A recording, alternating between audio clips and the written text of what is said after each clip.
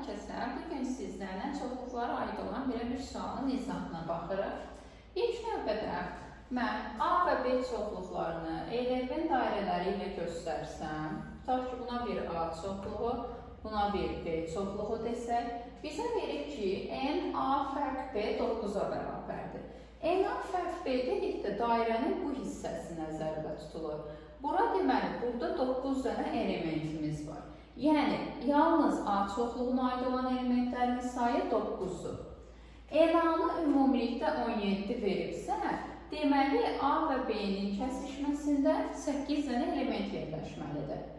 Və bizə də verir ki, A və B çoxluqlarının birləşməsində 23 element olmalıdır. Yəni, bura bir x desək, 9, 8 və x-in cəmi bərabər olmalıdır 23-ə.